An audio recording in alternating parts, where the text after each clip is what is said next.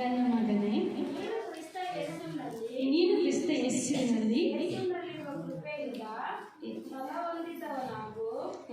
ನೀನು ನನ್ನಿಂದ ಅನೇಕ ಸಾಕ್ಷಿಗಳ ಮುಂದೆ ಹೇಳಿದ ಉಪದೇಶವನ್ನು ಇತರರಿಗೆ ಬೋಧಿಸಿ ಶಕ್ತರಾದ ನಂಬಿಗಸ್ತ ಮನುಷ್ಯರಿಗೆ ಒಪ್ಪಿಸಿಕೊಡು. Hallelujah, hallelujah. ದೇವರ ಪರಿಶುದ್ಧ ನಾಮಕ್ಕೆ ಸ್ತೋತ್ರವಾಗಲಿ. ದೇವರು, ಮಗನೇ, ನನ್ನ ಮಗನೇ, ನೀನು ಕ್ರಿಸ್ತ ಯೇಸುವಿನಲ್ಲಿರುವ ಕೃಪೆಯಿಂದ ಬಲ ಹೊಂದುವನಾಗು. ಆಮೆನ್. ಎಷ್ಟು ಜನಕ್ಕೆ ಕೃಪೆ ದೇವರು ಕೊಟ್ಟಿದ್ದಾನೆ. ಯೋಹಾನ ಬರೆದ ಸುವಾರ್ತೆ ತೆಗೆದು, ಯೋಹಾನ ಬರೆದ ಸುವಾರ್ತೆ 1ನೇ ಅಧ್ಯಾಯ 12ನೇ ವಚನ ಓದ್ರಿ ಗಟ್ಟಿಯಾಗಿ. ಯಾರ್ಯಾರು ಆತನನ್ನು ಅಂಗೀಕರಿಸಿದರೋ, ಅಂದರೆ ಆತನ ಹೆಸರು ಮೇಲೆ ನಂಬಿಕೆ ಇಟ್ಟರೋ, ಅವರಿಗೆ ದೇವರ ಮಕ್ಕಳಾಗುವ ಅಧಿಕಾರ ಕೊಟ್ಟೆನು. ಹಲ್ಲೆಲೂಯಾ. ಯಾರ್ಯಾರು ಅದನ್ನು ಅಂಗೀಕರಿಸಿದ್ರು ಅಂದರೆ ಆತನ ಹೆಸರು ಮೇಲೆ ನಂಬಿಕೆ ಇಟ್ಟರು, ಅವರಿಗೆ ದೇವರ ಮಕ್ಕಳಾಗುವ ಅಧಿಕಾರ ಕೊಟ್ಟಿದ್ದಾನೆ. ಚಪ್ಪಾಳೆ ಹೊಡೆದು ದೇವರನ್ನು ಮಹಿಮೆಪಡಿಸೋಣ. ದೇವರು ಹೇಳ್ತಾರೆ, ನನ್ನ ಮಗನೇ, ನೀನು ಕ್ರಿಸ್ತ ಯೇಸುವಿನಲ್ಲಿರುವ ಕೃಪೆಯಿಂದ ಬಲ ಹೊಂದುವನಾಗು. ಯಾವುದರಿಂದ? ಕೃಪೆ. ಯಾರು ಅದನ್ನು ಅಂಗೀಕರಿಸಿದ್ರು ಅಂದರೆ ಆತನ ಹೆಸರು ಮೇಲೆ ನಂಬಿಕೆ ಇಟ್ಟರು, ಅವರಿಗೆ ದೇವರು ಮಕ್ಕಳಾಗುವಂಥ ಅಧಿಕಾರ ಕೊಟ್ಟಿದ್ದಾನೆ. ಪ್ರೇರೆ, ನಮ್ಮ ಜೀವಿತದಲ್ಲಿ ನಾವು ನೋಡುವಾಗ ನಾವು ಪುನರ್ಜೀವನವನ್ನು ಹೊಂದಿರುವಂಥವರಾಗಿದೆ. ಹಳೆ ಸ್ವಭಾವ ಹೋಗಿ ಹೊಸ ಸ್ವಭಾವಕ್ಕೆ ನಾವು ಹೆಚ್ಚಿಟ್ಟಿರುವಂಥ ಮಕ್ಕಳಾಗಿದೆ. ಪ್ರೇರೆ, ಹಲ್ಲೆಲೂಯಾ. ಏನು ಹೇಳ್ತಿದ್ದಾನೆ ಇಲ್ಲಿ? ತಿಮೋಥಿಯನಿಗೆ ಮಾತನಾಡ್ತಾನೆ. ಯಾರು ಮಾತಾಡ್ತಾ ಇರೋದು? ಯಾರು ಮಾತಾಡ್ತಾ ಇರೋದು? ಪೌಲ. ಹಲ್ಲೆಲೂಯಾ. ಇಲ್ಲಿ ನಾವು ನೋಡೋಣ, 15ನೇ ವಚನದಿಂದ ನಾವು ಓದ್ಕೊಳ್ಳೋಣ. 1ನೇ ಅಧ್ಯಾಯ 15ನೇ ವಚನ. 2 ತಿಮೋಥಿ 1ನೇ ಅಧ್ಯಾಯ 15ನೇ ವಚನ. ಹಾಸ್ಯ ಸಿನಿಮೆಯಲ್ಲಿರುವವರಿಗೂ ಎಲ್ಲರೂ ಕೈ ಬಿಟ್ಟರೆಂಬುದನ್ನು ನೀನು ಬಲ್ಲೆ. ಅವರಲ್ಲಿ ದುಃಖೇಲನು ಹೆರ್ಮೋಗೇನನು ಸೇರಿದ್ದಾರೆ. ಓನೇಸಿಫೋರನ ಮನೆಯವರಿಗೆ ಕರ್ತನು ಕರುಣೆಯನ್ನು ತೋರಿಸಲಿ. ಅವನು ಅನೇಕ ಹೊತ್ತೆ ನನ್ನನ್ನು ಆಧರಿಸಿದನು.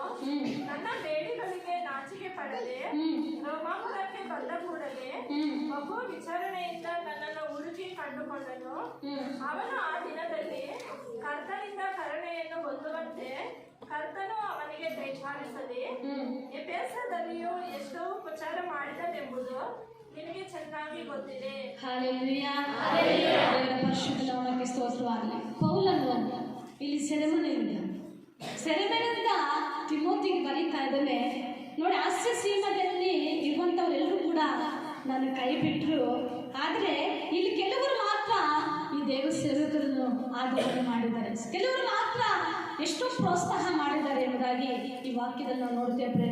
ಯಾಕೆಂದರೆ ಪೌಲನನ್ನು ನೋಡೋದಕ್ಕೋಸ್ಕರ ಇಲ್ಲಿ ನಾವು ನೋಡ್ತೇವೆ, ಓನೇಸಿಫೋರನ ಮನೆಯವರಿಗೆ ಕರ್ತನ ಕರುಣೆಯನ್ನು ತೋರಿಸಲಿ. ಹಲ್ಲೆಲೂಯಾ. ಇಲ್ಲಿ ಒಬ್ಬ ವ್ಯಕ್ತಿ ನೋಡ್ತಾ ಇದೆ, ಓನೇಸಿಫೋರನ ಎಂಬುದಾಗಿ. ಆಮೇಲೆ ಆತನ ಹೆಸರು ಏನಿದೆ? ಓನೇಸಿಫೋರನ ಎಂಬುದಾಗಿ ನಾವು ನೋಡ್ತಾ ಇದ್ದೇವೆ. ಆ ಮನೆಯವರಿಗೆ ಈ ಪೌಲ ಕೃತಜ್ಞತೆ ಸಲ್ಲಿಸ್ತಾ ಇದ್ದಾನೆ. ಆ ಕರ್ತನು ಅವರಿಗೆ ಕರುಣೆ ತೋರಿಸಲಿ ಎಂಬುದಾಗಿ ಹೇಳ್ತಾ ಇದ್ದಾನೆ. ಅಷ್ಟೇ ಅಲ್ಲ, ಅದನ್ನು ಏನೇನು ಮಾಡಿದ್ದಾನೆ ಎಂಬುದಾಗಿ ನೋಡುವಾಗ ಅವನು ಅನೇಕ ವಾರ್ತೆ ಆಧರಿಸಿದನು. ನನ್ನ ಬೇಡಿಗಳಿಗೆ ನಾಚಿಕೆ ಪಡೆದೆ ರೋಮಪುರಕ್ಕೆ ಬಂದ ಕೂಡಲೇ ಬಹು ವಿಚಾರಣೆಯಿಂದ ನನ್ನನ್ನು ಹುಡುಕಿ ಕಂಡುಕೊಂಡನು. ಹಲ್ಲೆಲೂಯಾ. ಪೌಲನು ಸೆರೆಮನೆಯಲ್ಲಿದ್ದಾಗ ಈ ಓನೇಸಿಫೋರನು ಹುಡುಕೊಂಡು ಬರ್ತಾ ಇದ್ದಾನೆ. ಪೌಲನು ಹುಡುಕೊಂಡು ಬಂದು ಸೆರೆಮನೆಗೆ ಬಂದು ವಿಚಾರಣೆ ಮಾಡಿ, ರೋಮಪುರದಲ್ಲಿ ಬಂದು ವಿಚಾರಣೆ ಮಾಡಿ, ಎಲ್ಲಿ ನನ್ನ ಸೇವಕರು, ಎಲ್ಲಿ ನನ್ನ ಉಪದೇಶ ಮಾಡಿದಂಥ ಉಪದೇಶಕರು ಎಂಬುದಾಗಿ ವಿಚಾರಣೆ ಮಾಡಿ ಇಲ್ಲಿ ಕೇಳುವುದನ್ನು ನೋಡುತ್ತಾ ಇದ್ದಾರೆ. ಆ ದಿನದಲ್ಲಿ ಕರ್ತನಿಂದ ಕರುಣೆಯನ್ನು ಹೊಂದುವಂತೆ ಕರ್ತನು ಅವನಿಗೆ ದಯಪಾಲಿಸಿದನು. ಹಲ್ಲೆಲೂಯಾ. ದೇವರು ಕರುಣೆಯನ್ನು ತೋರಿಸುವಂಥ ದೇವರಾಗಿದ್ದಾನೆ. ಯಾಕಂದರೆ ಕಷ್ಟದಲ್ಲಿ, ದುಃಖದಲ್ಲಿ, ಕಣ್ಣೀರಿನಲ್ಲಿ ಯಾರಿರ್ತಾರೋ ಅವರನ್ನು ಓದಾಡಿಸೋದಕ್ಕೆ ಕೆಲವೊಂದು ವ್ಯಕ್ತಿಗಳನ್ನು ದೇವರು ಎಬ್ಬಿಸುವಂಥ ದೇವರಾಗಿದೆ. ಅದರಲ್ಲಿ ಮುಖ್ಯವಾದಂಥ ಒಬ್ಬ ವ್ಯಕ್ತಿ ಓನೇಸಿಫೋರನ ಎಂಬುದಾಗಿ ನಾವು ನೋಡುತ್ತೇವೆ. ಪೌಲನು ಎಲ್ಲಿದ್ದರೂ ಕೂಡ ಹುಡುಕೊಂಡು ಹೋಗಿ ಅಲ್ಲಿ ಮಾತಾಡಿಸಿ ಅವ್ರು ಬೇಕಾದಂಥ ವಸತಿಗಳನ್ನು ಕೊಟ್ಟು, ಆದರಣೆ ಕೊಟ್ಟು ಮಾತಾಡುವಂಥ ವಿಧವನ್ನು ನಾವು ನೋಡ್ತಾ ಇದ್ದೇವೆ. ಇಷ್ಟೆಲ್ಲ ನನಗೆ ವಿಚಾರ ಮಾಡಿದ್ದಾನೆ ಎಂಬುದಾಗಿ ಇಲ್ಲಿ ಯಾರಿಗೆ ಹೇಳ್ತಾ ಇದ್ದಾನೆ? ತಿಮೋಥಿಗೆ ಹೇಳ್ತಾ ಇದ್ದಾನೆ. ಹಲ್ಲೆಲೂಯಾ. ಆ ದಿನದಲ್ಲಿ ಕರ್ತನಿಂದ ಕರುಣೆಯನ್ನು ಹೊಂದುವಂತೆ ಕರ್ತನು ಅವನಿಗೆ ದಯಪಾಲಿಸಲಿ. ಎಫೆಸದಲ್ಲೂ ಕೂಡ ಎಷ್ಟೋ ಉಪಚಾರ ಮಾಡಿದನೆಂಬುದು ನಿನಗೆ ಚೆನ್ನಾಗಿ ಗೊತ್ತಿದೆ. ಹಲ್ಲೆಲೂಯಾ. ಈ ವ್ಯಕ್ತಿ ಏನ್ ಮಾಡಿದ್ದಾನೆ? ದೇವ ಸೇವಕರಿಗೆ ಅನೇಕ ಉಪಚಾರ ಮಾಡಿದ್ದಾರೆ, ಅನೇಕ ಸಹಾಯ ಮಾಡಿದ್ದಾರೆ. ಯಾಕಂದ್ರೆ ಮುಂದೆ ಬಿಟ್ಟು ಅನೇಕ ಜನರು ನಾವು ನೋಡುತ್ತೇವೆ, ಸೇವಕರು ಎಷ್ಟೋ ವಿಧವಾದಂಥ ರೀತಿಯಲ್ಲಿ ಮಾತಾಡೋದುಂಟು. ಆದರೆ ಈತ ಆ ಸೇವಕರಿಗೆ ಮಾದರಿಯಾಗಿ ಅಷ್ಟೇ ಅಲ್ಲ, ಸಹಾಯ ಮಾಡುವಂಥ ವ್ಯಕ್ತಿಯಾಗಿ ನಿಲ್ಲುವಂಥ ವ್ಯಕ್ತಿಯಾಗಿದ್ದಾನೆ. ಇಲ್ಲಿ ತಿಮೋಥಿಗೆ, ನನ್ನ ಮಗನೇ, ನಿನಗೆ ದೇವರು ಕೃಪೆ ಕೊಟ್ಟಿದ್ದಾನೆ, ಆ ಕೃಪೆಯಲ್ಲಿ ನಾವು ಏನಾಗಬೇಕು? ಬಲ ಹೊಂದಬೇಕು. ಹಲ್ಲೆಲೂಯಾ. ನೀನು ಬಲ ಹೊಂದಬೇಕು. ದೇವರು ನಿನಗೆ ಅಧಿಕಾರ ಕೊಟ್ಟಿದ್ದಾನೆ. ಯಾರ್ಯಾರದನ್ನ ಅಂಗೀಕರಿಸ್ತಾರೋ ಅಂದ್ರೆ ಆತನ ಹೆಸರನ್ನೇ ನಂಬಿಕೆ ಇಟ್ಟರು ಅವ್ರಿಗೆ ದೇವರು ಮಕ್ಕಳಾಗುವಂತ ಅಧಿಕಾರ ಕೊಟ್ಟಿದ್ದಾನೆ. ಹಲ್ಲೆಲೂಯಾ. 2ನೇ ವಚನ ಓದೋಣ. 2ನೇ ಅಧ್ಯಾಯ 2ನೇ ವಚನ. ನನ್ನಿಂದ ಅನೇಕ ಸಾಕ್ಷಿಗಳ ಮುಂದೆ ಕೇಳಿದ ಉಪದೇಶವನ್ನು ಇತರರಿಗೆ ಬೋಧಿಸ ಶಕ್ತರಾದ ನಂಬಿಗಸ್ತ ಮನುಷ್ಯರಿಗೆ ಒಪ್ಪಿಸಿಕೊಡು. ಹಲ್ಲೆಲೂಯಾ. ನೀನು ನನ್ನಿಂದ ಏನೇನು ಬೋಧನೆ ಕೇಳಿದೆಯೋ ಆ ಬೋಧನೆಯನ್ನು ನಂಬಿದವರಿಗೆ, ನಂಬಿಕೆಯಿಂದ ಯಾರಿರ್ತಾರೋ ಅವ್ರಿಗೆ ಬೋಧಿಸುವುದಕ್ಕೆ ನೀವು ಶಕ್ತನಾಗಬೇಕೆಂಬುದಾಗಿ ದೇವರು ಮಾತಾಡ್ತಾ ಇದ್ದಾರೆ. ಅದಕ್ಕಾಗಿ ನಾವು ನೋಡ್ತಾ ಇದ್ದೇವೆ, ಇತರರಿಗೆ ಬೋಧಿಸಿದ ಶಕ್ತ ನಂಬಿಗಸ್ತ ಮನುಷ್ಯರಿಗೆ ನೀನು ಒಪ್ಪಿಸಿಕೊಡು. ದೇವರನ್ನು ಆರಿಸಿಕೊಂಡ, ದೇವರಿಗೆ ಅಭಿಷೇಕ ಕೊಟ್ಟ, ದೇವರಿಗೆ ತಲಾಂತಗಳು ಕೊಟ್ಟ, ದೇವರು ಎಲ್ಲೋ ನಾವು ಇದ್ದಾಗ ದೇವರು ನಾನು ಪ್ರೀತಿಸುವುದು ಶಾಶ್ವತ ಪ್ರೇಮದಿಂದಲೇ ಎಂಬುದಾಗಿ ಪ್ರೀತಿಸಿ ನಮ್ಮನ್ನು ಕರೆದಾತನು ಈಗ ಹೇಳ್ತಾ ಇದ್ದಾನೆ, ಇತರರಿಗೆ ಬೋಧಿಸುವ ಶಕ್ತ ನಂಬಿಗಸ್ತ ಮನುಷ್ಯರಿಗೆ ನೀನು ಒಪ್ಪಿಸಿಕೊಡು. ಹಲ್ಲೆಲೂಯಾ. ನಿನ್ನ ನೀನು ಒಪ್ಪಿಸಿಕೊಡ್ಬೇಕು ದೇವರಿಗೆ. ಯಾಕಂದ್ರೆ ಒಬ್ಬೊಬ್ಬರಿಗೂ ನಮ್ಮ ತಲಾಂತಗಳು ದೇವರು ಕೊಟ್ಟಿರ್ತಾರೆ. ಬರದಾರದಂಥ ಜೀವಿತ ಅಲ್ಲ. ದೇವರ ಪ್ರೀತಿ ಎಷ್ಟು ಅಪಾರವಾಗಿದೆ ಅಂದರೆ ಅಷ್ಟು ಅಪಾರವಾಗಿದೆ. ಅದು ಕೊಲ್ತೆ ಮಾಡೋದಕ್ಕಾಗೋದಿಲ್ಲ, ಅಳತೆ ಮಾಡೋಕ್ಕೂ ಕೂಡ ಆಗುವುದಿಲ್ಲ ಪ್ರೇರೆ. ಅದಕ್ಕೆ ನೀನು ಒಪ್ಪಿಸಿಕೊಡು. ನಿನ್ನನ್ನು ದೇವರ ಸೇವೆಗಾಗಿ ಆರಿಸಿಕೊಂಡಿರುವಾಗ ನಿನ್ನನ್ನು ಸಂಪೂರ್ಣವಾಗಿ ಒಪ್ಪಿಸಿಕೊಡು. ಮನುಷ್ಯರು ಮೆಚ್ಚದೆ ಅಂತ ಅಲ್ಲ, ದೇವರು ಮೆಚ್ಚಬೇಕು ಪ್ರೇರೆ. ಇಲ್ಲಿ ಪೌಲನು ಸೆರೆಮನೆಯಲ್ಲಿದ್ದಾಗ ಓನೇಸಿಫರನ್ನು ನೋಡುವಾಗ ನೋಡ್ತಾ ಇದ್ದೇವೆ. ಓನೇಸಿಫರನ ಏನು ಹೇಳ್ತಾರೆ ಅಂದರೆ, ಪೌಲನು ಎಲ್ಲಿದ್ದು ನಾನು ಹುಡ್ಕೊಂಡು ಹೋಗಿ ಅತಿಥಿ ಸತ್ಕಾರ ಮಾಡಿ ಗ್ರಹಿಸಿ ಸಂತೈಸಿ ಸಮಾಧಾನ ಮಾಡಿದ್ದಾನೆ. ಆದರೆ ತಿಮೋಥಿಯನೇ, ನೀನು ನಂಬಿಗಸ್ತ ಮನುಷ್ಯರಿಗೆ ಒಪ್ಪಿಸಿಕೊಡು. ಹಲ್ಲೆಲೂಯಾ. ನಂಬಿಕೆ ಇಲ್ಲದವರ ಮತದಲ್ಲಿ ನೀನು ಹೇಳ್ಬೇಡ. ನಂಬಿಕೊಂಡು ಯಾರು ಎಷ್ಟೋ ಜನರಿದ್ದಾರೆ, ನಶಿಸಿ ಹೋಗ್ತಾ ಇದ್ದಾರೆ. ಅದಕ್ಕಾಗಿ ದೇವರು ಲೋಕದ ಮೇಲೆ ಎಷ್ಟೋ ಪ್ರೀತಿ ಇಟ್ಟು ತನ್ನ ಒಬ್ಬನೇ ಮಗನನ್ನು ಕಳಿಸಿಕೊಟ್ಟಿದ್ದು. ಯಾಕೆ ಗೊತ್ತಾ? ಎಲ್ಲರೂ ನಶಿಸಿ ಹೋಗ್ತಾ ಇದ್ದಾರೆ, ಎಲ್ಲರೂ ನಿತ್ಯ ಜೀವವನ್ನು ಪಡೆಯಬೇಕೆಂಬುದಾಗಿ ದೇವರು ಕಳಿಸಿಕೊಟ್ಟಿದ್ದು ಪ್ರೇರೆ. ಅದಕ್ಕಾಗಿ ನೀವು ಒಪ್ಪಿಸಿಕೊಡು. ಯಾಕೆ ಒಪ್ಪಿಸಿಕೊಡ್ತಾ ಇಲ್ಲ? ದೇವರು ನೀನು ನೋಡ್ತಾ ಇದ್ದಾನೆ. ಮನುಷ್ಯರಿಗೆ ನೀನು ಒಪ್ಪಿಸಿಕೊಡ್ಬೇಕು. ದೇವರು ನಿನಗೆ ತಲಾಂತಗಳು ಕೊಟ್ಟಿರುವಾಗ, ಆಶೀರ್ವಾದಗಳು ಕೊಟ್ಟಿರುವಾಗ ಅದನ್ನು ವ್ಯರ್ಥವಾಗಿರಬಾರ್ದು. ಒಬ್ಬ ಮನುಷ್ಯನಿಗೆ ಒಂದು ಪ್ರಾರ್ಥನಾ ತಲಾಂತ ಆದರೂ ಕೊಟ್ಟಿರ್ತಾನೆ. ಆ ತಲಾಂತನ ದೇವರು ಮಹಿಮೆಗಾಗಿ ನೀನು ಉಪಯೋಗಿಸಿಕೊಳ್ಳಬೇಕು. ಹಲ್ಲೆಲೂಯಾ. 3ನೇ ವಚನ. ಕ್ರಿಸ್ತ ಯೇಸುವಿನ ಒಳ್ಳೆ ಸೈನಿಕನಂತೆ ನನ್ನೊಂದಿಗೆ ಶ್ರಮೆಯನ್ನು ಅನುಭವಿಸು. ಲೋಕ ವ್ಯವಹಾರದಲ್ಲಿ ಸಿಕ್ಕಿಕೊಳ್ಳದೆ ನನ್ನನ್ನು ಸೈನ್ಯದಲ್ಲಿ ಸೇರಿಸಿಕೊಂಡವನನ್ನು ಮೆಚ್ಚಿಸುವುದಕ್ಕೆ ಪ್ರಯಾಸ ಪಡುತ್ತಿರುವನಲ್ಲವೇ. ಹಲ್ಲೆಲೂಯಾ. ಹಲ್ಲೆಲೂಯಾ. ಕ್ರಿಸ್ತ ಯೇಸುವಿನ ಒಳ್ಳೆ ಸೈನಿಕನಂತೆ ನೀ ನನ್ನೊಂದಿಗೆ ಶ್ರಮೆ ಅನುಭವಿಸು. ದೇವರ ಪರಿಶುದ್ಧ ನಾಮಕ್ಕೆ ಸ್ತೋತ್ರವಾಗಲಿ. ನಾವೆಲ್ಲರೂ ಪ್ರಿಯರೇ, ದೇವರು ಹೇಳ್ತಾರೆ ನನ್ನೊಂದಿಗೆ ನೀನು ಶ್ರಮೆ ಅನುಭವಿಸು. ದೇವರು ಹೇಳುವಂಥ ಮಾತು ಒಂದೇ, ಕಷ್ಟಗಳನ್ನು ಸಹಿಸಿಕೊಳ್ಳುವ ಧನ್ಯನು ಅವನು ಪರಿಶೋಧಿತವಾದ ಮೇಲೆ ಜೀವವೆಂಬ ಜಯ ಮಾಡಿಕೊಂಡ. ನನ್ನ ನಿಮಿತ್ತವಾಗಿ ನೀವು ಕೆಟ್ಟ ಕೆಟ್ಟ ಮಾತುಗಳಂದ್ರೂ ಕೂಡ ನೀವು ಧನ್ಯರೇ ಎಂಬುದಾಗಿ ದೇವರು ಮಾತಾಡೋದನ್ನು ನಾವು ಕೇಳಿದ್ದೇವೆ. ಇಲ್ಲಿ ನನ್ನೊಂದಿಗೆ ನೀನು ಶ್ರಮೆಯನ್ನು ಅನುಭವಿಸು. ನೀನು ಬೋಧನೆ ಮಾಡ್ತೀಯಾ, ನೀನು ಹೇಳ್ತೀಯಾ, ನೀನು ಜನರು ನಡೆಸ್ತೀಯಾ, ಅದು ನಿಮ್ಗೆ ಯಾವ ತಲಾಂತರದೊಂದಿಗೆ ನೀನು ನಡೆಸ್ತಾ ಇದ್ದು ನಿಮಗೆ ಜನರ ಮುಖಾಂತರವಾಗಿ ಅನೇಕ ವಿಧವಾದಂಥ ಕಾರ್ಯಗಳು ನಿಂದೆಗಳು ಬರ್ಬೋದು. ಅದನ್ನು ಸಹಿಸಿಕೊಂಡು ಮುಂದೆ ನಡೀಬೇಕೆಂಬುದಾಗಿ ದೇವರಿಗೆ ಒಳ್ಳೆ ಸೈನಿಕನಾಗಿ ನೀನು ನಡೀಬೇಕೆಂಬುದಾಗಿ ನಾವು ನೋಡ್ತೇವೆ. ಇಲ್ಲಿ ನೋಡುವಾಗ ನೀನು ಯುದ್ಧಕ್ಕೆ ಹೋಗುವ ಸೈನಿಕರು ಲೋಕ ವ್ಯವಹಾರಗಳಲ್ಲಿ ಸಿಕ್ಕಿಕೊಳ್ಳದೆ ತನ್ನನ್ನು ಸೈನ್ಯದಲ್ಲಿ ಸೇರಿಸಿಕೊಂಡವನನ್ನು ಮೆಚ್ಚಿಸುವುದಕ್ಕೆ ಪ್ರಯಾಸ ಪಡುತ್ತಾನಲ್ಲವೇ. ಹಲ್ಲೆಲೂಯಾ. ಒಬ್ಬ ಆರ್ಮಿಯನ್ನು ಸೇರಿಸಿಕೊಂಡಂಥ ವ್ಯಕ್ತಿ ಯಜಮಾನ ಇರ್ತಾರಲ್ಲ, ಅವನು ಮೆಚ್ಚಬೇಕೆಂಬುದಾಗಿ ಸೈನಿಕನು ಯುದ್ಧ ಮಾಡ್ತಾನೆ ಮತ್ತು ಕಾವಲುಗಾರನಾಗ್ತಾನೆ. ನಾವು ನೋಡುವಾಗ ಆ ಸೈನಿಕನ ಯಾರು ಮೆಚ್ಚಿಸಬೇಕು? ದೇವರು ಮೆಚ್ಚಿಸಬೇಕು. ಈಗ ದೇವರು ನಿನ್ನನ್ನು ಒಬ್ಬ ನಾಯಕನಾಗಿ ನೇಮಿಸಿರುವಾಗ, ಒಬ್ಬ ಯವನಸ್ಥನಾಗಿ ನೀವು ಸಭೆಯಲ್ಲಿ ನೇಮಿಸಿರುವಾಗ, ಯಾಕಂದರೆ ದೇವರು ಕೊಟ್ಟಿರುವಂಥ ತಲಾಂತಗಳನ್ನು ನಾವು ಸಭೆ ಪ್ರಯೋಜನವಾಗಿ ಉಪಯೋಗಿಸುವಂಥ ಸಮಯದಲ್ಲಿ ನಾವು ಮುಚ್ಚಿಡಬಾರ್ದು. ಉದಾರವಾಗಿ ಅದನ್ನು ಉಪಯೋಗಿಸಿ ನಡೆಸಿಕೊಡ್ಬೇಕೆಂಬುದಾಗಿ ದೇವರು ಹೇಳ್ತಿದ್ದಾನೆ. ಲೋಕ ವ್ಯವಹಾರಗಳಲ್ಲಿ ಸಿಕ್ಕಿಕೊಳ್ಳಬಾರದು. ಸೈನಿಕನು ಲೋಕ ವ್ಯವಹಾರಗಳಲ್ಲಿ ಸಿಕ್ಕಿಕೊಂಡ್ರೆ ಯುದ್ಧ ಮಾಡೋಕ್ಕಾಗೋದಿಲ್ಲ. ಆ ಯುದ್ಧ ಯಾವುದು? ದೇವರು ಹೇಳ್ತಾನೆ. ಎಫೆಸ ಬರೆದ ಪತ್ರಿಕೆ ನೋಡೋಣ, 6ನೇ ಅಧ್ಯಾಯ 12-13 ವಚನಗಳನ್ನು ಓದೋಣ. 6ನೇ ಅಧ್ಯಾಯ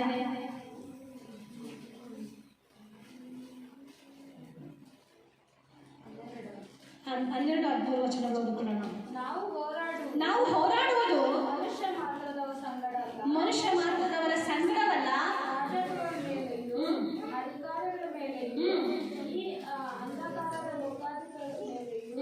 ಆಕಾಶ ಮಂಡಲದಲ್ಲಿರುವ ದುರಾತ್ಮ ಸೇನೆಗಳ ಮೇಲೆಯೂ ನಾವು ಹೋರಾಡೋರಾಗಿದ್ದೇವೆ. Hallelujah, hallelujah. ಒಬ್ಬ ಸೈನಿಕನಾಗಿ ನೀನು ಶ್ರಮೆಯನ್ನು ಅನುಭವಿಸಬೇಕು. ಕಷ್ಟ ಬರ್ಬೋದು, ನಷ್ಟ ಬರ್ಬೋದು. ನಾವು ಹೋರಾಡ್ತಾ ಇರೋದು ಅಂಧಕಾರದ ಶಕ್ತಿಗಳ ಮೇಲೆ, ದುರಾತ್ಮಗಳ ಮೇಲೆ, ರಾಜತ್ವಗಳ ಮೇಲೆ ನಾವು ಹೋರಾಡ್ತಾ ಇದ್ದೀವಿ. ಆದರೆ ಪರಿಶುದ್ಧಾತ್ಮ ನಿಮಗೆ ಸಹಾಯ ಕೊಡ್ತಾನೆ. ನೀನು ಪ್ರಾರ್ಥನೆ ಮಾಡೋಣ. ಯಾರು ನಿನ್ನ ಸೇರಿಸಿಕೊಂಡಿದ್ದಾನೆ, ಯಾರು ನನ್ನ ಕೆಲಸಕ್ಕೆ ಸೇರಿಸಿಕೊಂಡಿದ್ದಾನೆ, ಯಾರು ಮೆಚ್ಚಿಸೋದಕ್ಕೋಸ್ಕರ, ಮನುಷ್ಯರು ಮೆಚ್ಚಿಸೋದಕ್ಕೋಸ್ಕರ ನನ್ನ ಕೆಲಸ ಮಾಡ್ತೀಯಾ? ಮನುಷ್ಯರು ಹೊಗಳುವುದು, ಮೆಚ್ಚಿಸೋದು ಬೇಡ.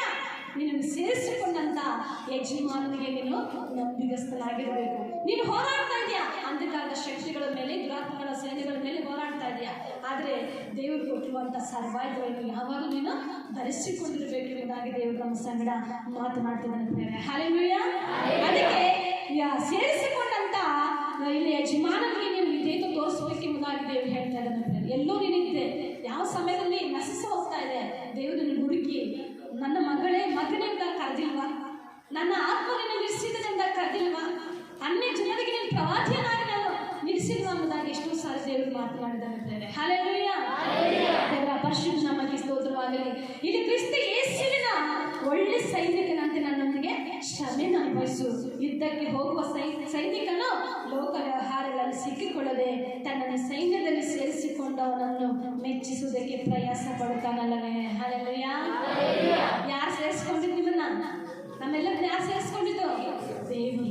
ಆಮೇಲೆ ಯಾರ್ಯಾರ ಅದನ್ನ ಅಂಗೀಕರಿಸಿದ್ರು, ಅಂದ್ರೆ ಆತನ ಹೆಸರಲ್ಲಿ ನಂಬಿಕೆ ಇದ್ರು, ಅವರು ದೇವರು ಮಕ್ಕಳಾಗುವಂತಹ ಅಧಿಕಾರ ಕೊಟ್ಟಿದ್ದಾರೆ ಅಲ್ವಾ? ನೀ ನನ್ನವನು, ನನ್ನ ಮಗಳು ಎಂಬುದಾಗಿ ಕರೆದಾತನು ನಂಬಿಗಸ್ತೇ. ಹಲ್ಲೆಲೂಯಾ. ಮನುಷ್ಯರು ಮೆಚ್ಚಿಸುವುದಕ್ಕಲ್ಲ, ನಿನ್ನನ್ನು ಸೈನ್ಯದಲ್ಲಿ ಸೇರಿಸಿಕೊಂಡಂತ ವ್ಯಕ್ತಿಯನ್ನು ನೋಡಿ, ಆತನ ರಾಜಾದಿರಾಜನು, ಕರ್ತಾದಿಕರ್ತನನ್ನು ಮೆಚ್ಚಿಸುವುದಕ್ಕೋಸ್ಕರ ನೀನು ಪ್ರಯಾಸ ಮಾಡಬೇಕು. ಬರ್ತದೆ ಶೋಧನೆಗಳು, ಕಷ್ಟಗಳು ಬರ್ತದೆ, ಕಣ್ಣೀರುಗಳು ಬರ್ತದೆ. ನಾವು ಹೋರಾಡ್ತಾ ಇದ್ದೀವಿ ಅಂಧಕಾರದ ಶಕ್ತಿಗಳ ಮಧ್ಯದಲ್ಲಿ, ದುರಾತ್ಮಗಳ ಮಧ್ಯದಲ್ಲಿ ನಾವು ಹೋರಾಡ್ತಾ ಇದ್ದೀವಿ. ಆದರೆ ವಾಕ್ಯ ಎಂಬ ಕತ್ತಿಯಿಂದ ನಾವು ಅದನ್ನು ಜಯಿಸಬೇಕು. ಹಲ್ಲೆಲೂಯಾ. ಸಮಾಧಾನದ ಕೆರೆಗಳನ್ನು ಮೆಟ್ಟಿಕೊಂಡು ನಾವು ಜಯಿಸಬೇಕು. ನಂಬಿಕೆ ಎಂಬ ಗುರಾಣಿ ಹಿಡಿಕೊಂಡು ನಾವು ಜಯಿಸಬೇಕೆಂಬುದಾಗಿ ಎಫೆಸ 6ನೇ ಅಧ್ಯಾಯದಲ್ಲಿ ನಾವು ಫುಲ್ ಓದುವಾಗ ಅದೆಲ್ಲ ವಿಷಯಗಳು ನಮ್ಗೆ ಗೊತ್ತಾಗ್ತಿರುತ್ತೆ. ಅದಕ್ಕಾಗಿ ಸೈನಿಕನು ನಿನ್ನ ನೋಡುವಾಗ ಲೋಕ ವ್ಯವಹಾರಗಳಲ್ಲಿ ಸಿಕ್ಕಿಕೊಳ್ಳಬಾರದು. ಈ ಲೋಕದ ಅನೇಕ ವಿಧವಾದಂಥ ಆಲೋಚನೆಗಳು, ಚಿಂತೆಗಳು, ಕಾರ್ಯಗಳು ಬಂದಾಗ ಮುಳ್ಳಿನ ಕಲ್ಪದಲ್ಲಿ ಬಿದ್ದಿರುವಂಥ ಬೀಜ ನೋಡಿ, ಅದು ಮುಳ್ಳು ಎಲ್ಲ ಆವರಿಸ್ಕೊಂಡಾಗ ಅದು ಬೆಳೆಯೋದಕ್ಕೆ ಸಾಧ್ಯವಿಲ್ಲ. ಪ್ರಪಂಚದ ಚಿಂತೆಗಳಿಂದ ತುಂಬಿಕೊಂಡ್ರೆ ದೇವರ ರಾಜ್ಯವನ್ನು ಕಟ್ಟುವುದಕ್ಕೆ ಸಾಧ್ಯವಿಲ್ಲ. ಅದಕ್ಕೆ ಎಲ್ಲ ಚಿಂತಾ ಭಾರವನ್ನು ನನ್ನ ಮೇಲೆ ಹಾಕಿರಿ, ನಿಮಗೋಸ್ಕರ ನಾನು ಚಿಂತಿಸ್ತೇನೆ ಎಂಬುದಾಗಿ ದೇವರು ನಾನು ಮಾತಾಡ್ತಾ ಇದ್ದಾನೆ. ಆಮೇಲೆ 4ನೇ ವಚನ, 5ನೇ ವಚನ. ಇದಲ್ಲದೆ ಯಾವನಾದರೂ ರಂಗಸ್ಥಳದಲ್ಲಿ ಎದುರಾಳಿನೊಡನೆ ಹೋರಾಡುವಾಗ ನಿಯಮದ ಪ್ರಕಾರ ಹೋರಾಡದಿದ್ದರೆ ಅವನಿಗೆ ಜಯಮಾಲೆಯೂ ದೊರಕುವುದಿಲ್ಲ. Hallelujah, hallelujah. ಎದುರಾಳಿಯೊಡನೆ ಹೋರಾಡುವಾಗ ನಿಯಮದ ಪ್ರಕಾರ ಹೋರಾಡದಿದ್ದರೆ ಅವನು ಜಯಮಾಲೆ ಇಲ್ಲ. ಒಬ್ಬ ಓಟಗಾರ ನೋಡಿ ಓಡ್ತಾ ಇರ್ತಾರೆ. ಕೆಲವರು ಪರವಾಗಿಲ್ಲ, ಚೆನ್ನಾಗಿ ಓಡ್ತಾ ಇದೆಯಾ ಓಡು ಅಂತ ಕ್ಲಾಸ್ ಹೊಡಿತಾರೆ. ಕೆಲವರು ಏನು ಮಾಡ್ತಾನೆ, ಬಿದ್ದೋಗ್ಲಿ ಅಂತಾರೆ. ನಿನ್ನ ಜೀವಿತದ ಪ್ರಯತ್ನದಲ್ಲಿ ನೀನು ಸಭೆಯಲ್ಲಿ ಬೆಳೀತಾ ಇರುವಾಗ ಕೆಲವರು ಬಿಡಿಸ್ಬೇಕೆಂಬುದಾಗಿ ಪ್ರಯತ್ನ ಪಡ್ತಾರೆ. ಅವ್ರು ನೋಡಬೇಡ, ಯಾಕಂದ್ರೆ ಓಡಬೇಕು. ಕರ್ತನು ಕೊಟ್ಟುವಂಥ ಗುರಿ ಮುಟ್ಟುವ ತನಕ ಸ್ಥಿರಚಿತ್ತವಾದಂಥ ಓಟವನ್ನು ನೀನು ಓಡಬೇಕು. ಹಲ್ಲೆಲೂಯಾ. ಕೇಳಿಸ್ಕೊಂತಾರೆ ಮಕ್ಕಳೇ, ಮಾತಾಡ್ತಾ ಇದ್ದಾರೆ. ನಾವು ನಿಮ್ಮ ಗುರುತು ಮಾತೇನಿದೆ, ಬೈಬಲ್ ತೆಗೆದು ನೋಡ್ಬೇಕು. ಇಲ್ಲ ನೋಡಿದ್ರೆ ರಂಗಸ್ಥಳದಲ್ಲಿ ಓಡಾಡುವಂಥ ವ್ಯಕ್ತಿ ಏನಾಗ್ತಿದ್ದಾರೆ, ಆ ಕಡೆ ಈ ಕಡೆ ನೋಡಿದ್ರೆ ಓಡಕ್ಕಾಗುತ್ತಾ? ಅವರಿಂದ ನಾನು ಚರ್ಚೆ ಬರ್ತಾ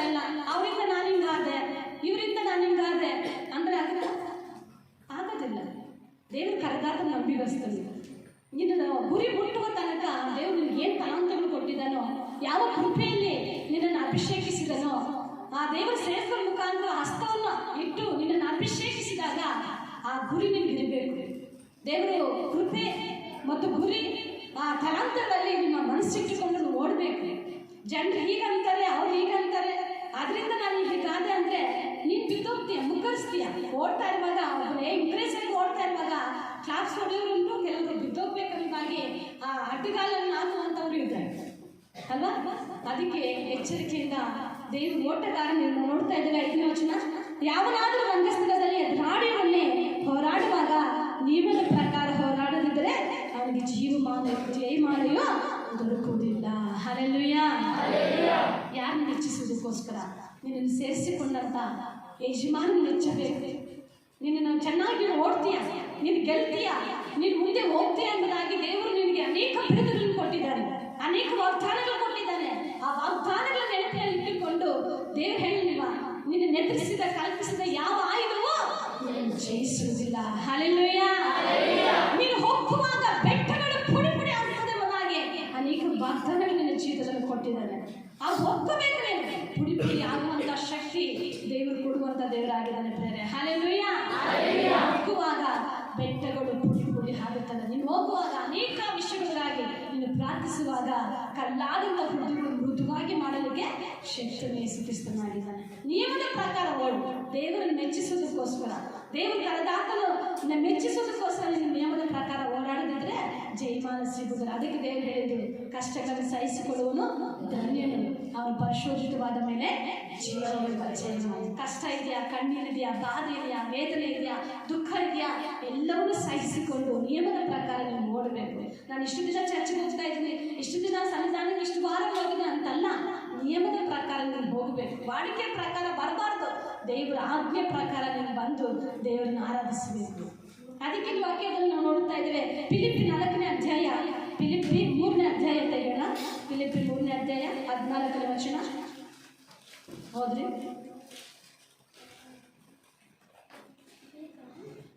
ಫಿಲಿಪ್ಪಿ 3ನೇ ಅಧ್ಯಾಯ 14ನೇ ವಚನ.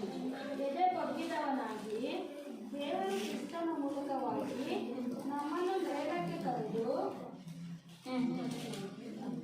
ನಮ್ಮ ಮುಂದೆ ಇಟ್ಟಿರುವ ಕೆಲಸವನ್ನು ಗುರಿ ಮಾಡಿಕೊಂಡು ಓಡುತ್ತಾ ಇದ್ದೇನೆ. ಹಲ್ಲೆಲೂಯಾ. ದೇವರು ನಮಗೆ ಕ್ರಿಸ್ತನ ಮೂಲಕ ಮೇಲಕ್ಕೆ ಎತ್ತಿ ನಮ್ಮನ್ನು ಏನ್ ಮಾಡಿದ್ದಾನೆ, ನಮ್ಗೆ ಇಟ್ಟಿರುವಂತ ಬಿರುದನ್ನು ಗುರಿ ಮಾಡಿಕೊಳ್ಬೇಕು. ಯಾವ ಬಿರುದು ಎಂಬುದಾಗಿ ಯೋಚಿಸಬೇಕು ನಾವು. ದೇವರು ನಮ್ಗೆ ಬಿರುದು ಕೊಡುವಂತ ಇಗೋ ನನ್ನವನು ಎಂಬುದಾಗಿ, ಇಗೋ ನನ್ನವಳು ಎಂಬುದಾಗಿ ಕರೆಯುವಾಗ ತಂದೆಯ ಮುಂದೆ, ದೂತರ ಮುಂದೆ, ಪರಿಶುದ್ಧರ ಮುಂದೆ ನನ್ನವನು ಎಂಬುದಾಗಿ ಒಪ್ಪಿಕೊಳ್ಳುವುದಕ್ಕೆ ದೇವರು ಸಿದ್ಧವಾದಾಗ ಆ ಗುರಿಯನ್ನು ನೀನು ಇಟ್ಟುಕೋ. ನನ್ನ ಆಲಯದಲ್ಲಿ ಒಂದು ಸ್ತಂಭವಾಗಿ ನಾನು ನಿಲ್ಲಿಸ್ತೇನೆ ಎಂಬುದಾಗಿ ಆ ಗುರಿ ದೇವರು ನಿಮ್ಗೆ ಅಷ್ಟೋ ಸಾರಿ ದೇವರು ಮಾತಾಡಿದ್ದಾರೆ ಪ್ರೇರೆ. ಹಲ್ಲೆಲೂಯಾ. ಆ ಗುರಿಯನ್ನು ಇಟ್ಟುಕೊಂಡು ಮುಂದೆ ಸಾಗು. ಕೊರಂತೆ 1ನೇ ಕೊರಂತೆ 9ನೇ ಅಧ್ಯಾಯ 24ನೇ ವಚನ ಓದೋಣ. ರಂಗಸ್ಥಾನದಲ್ಲಿ ಓಡುವುದಕ್ಕೆ ಗೊತ್ತಾದವರೆಲ್ಲರೂ ಓಡುತ್ತಾರಾದರೂ ಒಬ್ಬನು ಮಾತ್ರ ಬಿರುದನ್ನು ಹೊಂದುತ್ತಾನೆ ಎಂಬುದು ನಿಮಗೆ ತಿಳಿಯದು. ಹಲ್ಲೆಲೂಯಾ. ಇಲ್ಲ ನೋಡಿ, ರಂಗಸ್ಥಾನದಲ್ಲಿ ಓಡುವುದಕ್ಕೆ ಗೊತ್ತಾದವರೆಲ್ಲರೂ ಕೂಡ ಓಡುತ್ತಾರೆ, ಒಬ್ಬನು ಮಾತ್ರ ಬಿರುದನ್ನು ಹೊಂದುತ್ತಾನೆ ಎಂದು ನಿಮಗೆ ತಿಳಿಯದು. ಒಬ್ಬರಿಗೆ ಬಿರುದು ಸಿಗೋದು ಎಲ್ರಿಗೂ ಸಿಗ್ತದ? ಒಬ್ಬರಿಗೆ ಫಸ್ಟ್ ಪ್ರೈಸ್ ಬರುತ್ತೆ, ಆಮೇಲೆ ಸೆಕೆಂಡ್ ಪ್ರೈಸ್, ಆಮೇಲೆ ಥರ್ಡ್ ಪ್ರೈಸ್.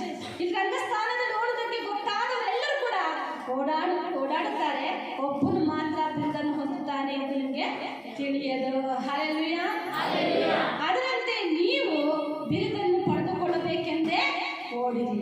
ಬಿರುದು ಪಡ್ಕೋಬೇಕೆಂಬುದಾಗಿ ಓಡಿ. ಕ್ರಿಸ್ತನ ಜೀವಿತದಲ್ಲಿ ನೀವು ಓಡುವಾಗ ನಾನು ಬಿರುದು ಹೊಂದ್ಕೋಬೇಕು, ಆತನ ಮಗಳಾಗಿ ನಾನು ಜೀವಿಸಬೇಕು, ಆತನ ಮಗನಾಗಿ ನಾನು ಜೀವಿಸಬೇಕೆಂಬುದಾಗಿ ಓಡ್ತಾನೆ ಮುಂದೆ ಸಾಗಬೇಕೆಂಬುದಾಗಿ ದೇವರು ದಿನ ನಮ್ಮ ಸಂಗಡ ಮಾತಾಡ್ತಾ ಇದ್ದಾನೆ. ಹಲ್ಲೆಲೂಯಾ. 6ನೇ ವಚನ ಓದೋಣ.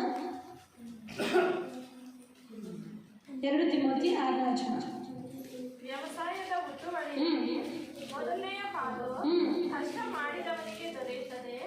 ನಾನು ಹೇಳುವುದನ್ನು ಯೋಚಿಸು, ಕರ್ತನು ಎಲ್ಲದರಲ್ಲೂ ನಿನಗೆ ವಿವೇಕವನ್ನು ದಯಪಾಲಿಸುವನು. ಹ್ಮ್ ಸತ್ತವರೊಳಗಿಂದ ಎಬ್ಬಿಸಲ್ಪಟ್ಟವನು, ಹ್ಮ್ ದಾವೀದನ ವಂಶದವನು ಆಗಿರುವ ಹ್ಮ್ ಯೇಸು ಕ್ರಿಸ್ತನನ್ನು ಜ್ಞಾಪಕ ಮಾಡಿಕೊ. ಹ್ಮ್ ಇದೇ ನಾನು ಸಾರುವ ಸುವಾರ್ತೆ. Hallelujah, hallelujah. ವ್ಯವಸಾಯದಿಂದ ನಾವು ನೋಡ್ತಾ ಇದ್ದೇವೆ, ವ್ಯವಸಾಯದಿಂದ ಹುಟ್ಟುವಳಿಯನ್ನು ಮೊದಲನೇ ಪಾಲು ಕಷ್ಟ ಮಾಡಿದವನಿಗೆ ದೊರೀತದೆ. ಇಲ್ಲಿ ನಾವು ನೋಡ್ತಾ ಇದ್ದೇವೆ, ಒಬ್ಬ ಓಟಗಾರನ ಬಗ್ಗೆ ನಾವು ನೋಡ್ತಾ ಇದ್ದೇವೆ, ಒಬ್ಬ ಸೈನಿಕನ ಬಗ್ಗೆ ನೋಡ್ತಾ ಇದ್ದೇವೆ. ಇಲ್ಲಿ ಏನು ನೋಡ್ತಾ ಇದ್ದೀವಿ? ವ್ಯವಸಾಯಗಾರನ. ಹಾಲೆಲೂಯಾ. ವ್ಯವಸಾಯ ಮಾಡುವವನು ಕೆಲಸ ಮಾಡಿದ ಮೇಲೆ ಅದರ ಫಲ ತಿನ್ನಲೇಬೇಕು.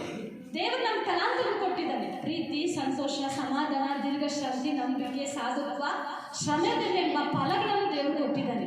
ಆದರೆ ವ್ಯವಸಾಯಕ್ಕೋಸ್ಕರ ದೇವರು ಕರೆದಾಗ ಇಲ್ಲಿ ಹುಟ್ಟುವಳಿಯನ್ನು ಅನುಭವಿಸಬೇಕು. ನೀನೇನು ಕಾರ್ಯಗಳು ಮಾಡ್ತೀಯೋ ಆ ಕಾರ್ಯಗಳು ದೇವರ ಮುಂದೆ ಯಥಾರ್ಥವಾಗಿ ಕಾಣಿಸಲ್ಪಡ್ತದೆ.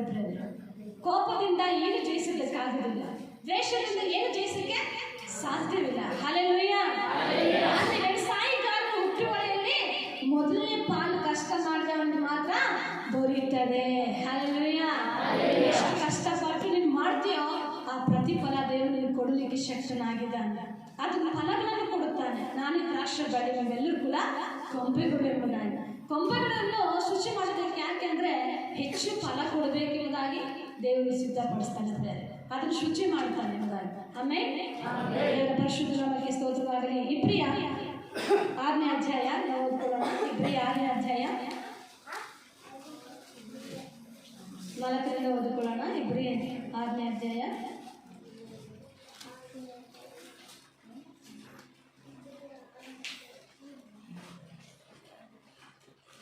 ಇಬ್ರಿಯ ಬರೆದ ಪತ್ರಿಕೆ 6ನೇ ಅಧ್ಯಾಯ 4ರಿಂದ ಓದಿಕೊಳ್ಳೋಣ. ಒಂದು ಸಾರಿ ಜ್ಞಾನ ಪ್ರಕಾಶದಲ್ಲಿ ಸೇರಿ ಪರಲೋಕದಿಂದಾದ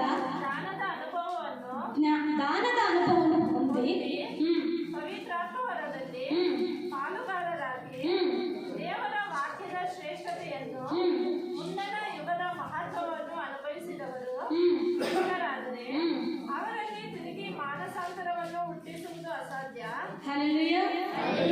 ನೋಡ್ತಾರೆ, ಒಂದು ಸಾರಿ ಜ್ಞಾನ ಪ್ರಕಾಶದಲ್ಲಿ ಸೇರಿ ಪರಲೋಕದಿಂದ ದಾನದ ಅನುಭವವನ್ನು ಹೊಂದಿ.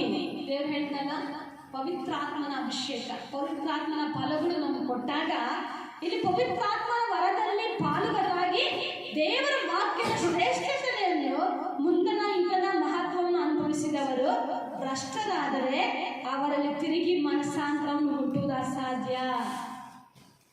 ಪರಿಶುದ್ಧಾತ್ಮನ ಮೂಲಕ ನಡೆದು ಅನ್ಯ ಭಾಷೆ ಮಾಡಿ ಅನೇಕ ಪ್ರವಾದಗಳನ್ನು ಮಾಡಿ ದೇವರು ಪ್ರಕಟಿಸಿದಂಥ ಒಂದೊಂದು ಮಾತುಗಳು ಮಾತಾಡಿದವರು, ಭಕ್ತಿಯಿಂದ ನಡೆದವರು, ಭಕ್ತಿ ವೇಷವಿದ್ದು ಅನೇಕ ಜನ ನೋಡ್ತಾರೆ, ಭಕ್ತಿ ವೇಷವಿದ್ದು ಅದರ ಬಲವನ್ನು ಬೇಡವನ್ನು ಸಹವಾಸವನ್ನು ಬಿಟ್ಟು ಬಿಡು. ಯಾಕಂದ್ರೆ ದೇವರ ವಾಕ್ಯದಲ್ಲಿ ವ್ಯವಸಾಯ ಮಾಡುವಂಥವನು ಒಳ್ಳೆ ಫಲಗಳನ್ನೇ ಹೊಂದಿಕೊಳ್ಳಬೇಕು. ಒಳ್ಳೆ ಫಲವನ್ನು ಹೊಂದಿಕೊಂಡಾಗಲೇ ರೈತನಿಗೆ ಏನಾಗ್ತದೆ? ಖುಷಿ ಆಗುತ್ತೆ ಇಲ್ವಾ?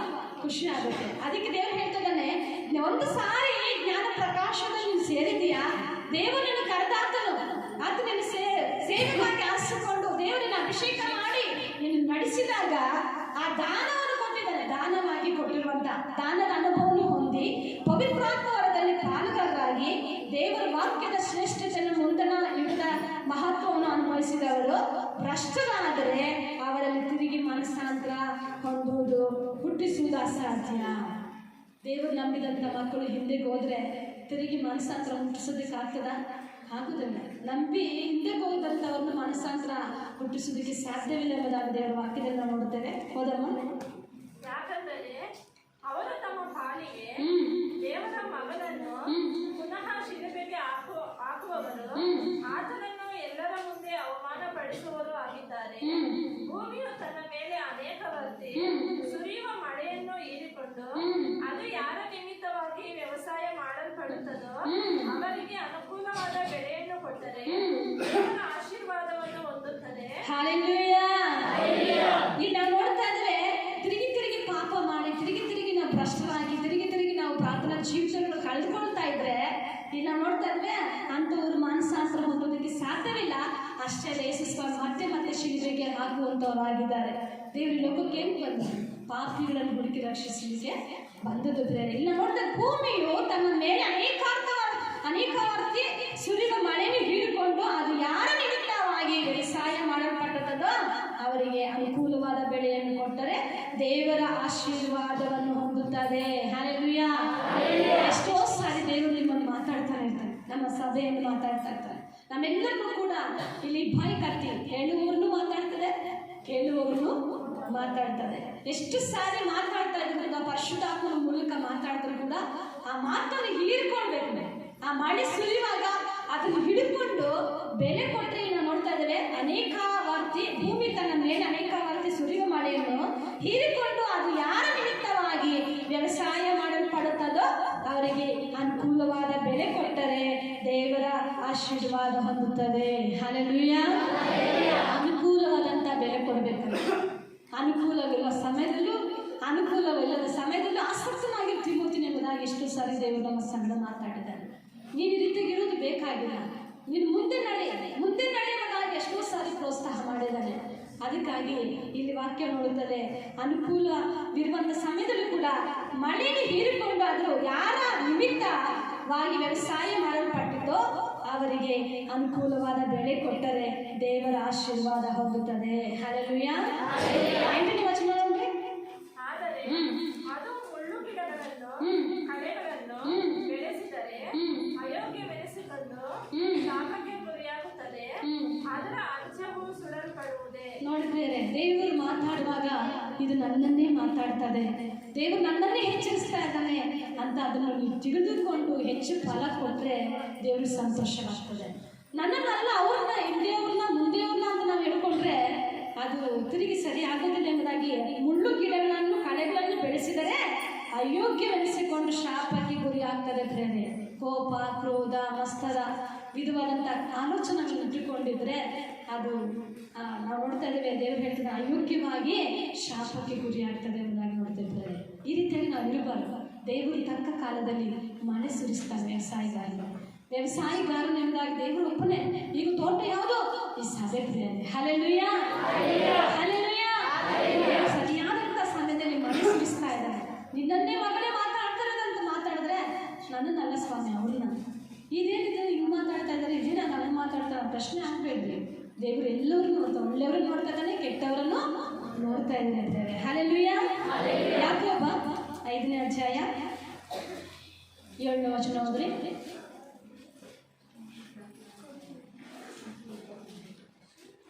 ಯಾಕೋಬ 5:7.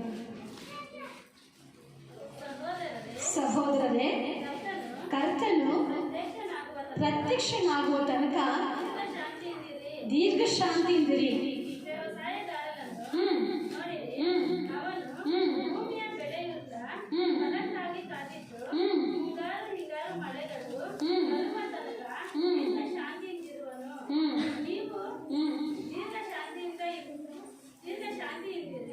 ನಿಮ್ಮ ಹೃದಯಗಳನ್ನು ದೃಢಪಡಿಸಿಕೊಳ್ಳಿರಿ.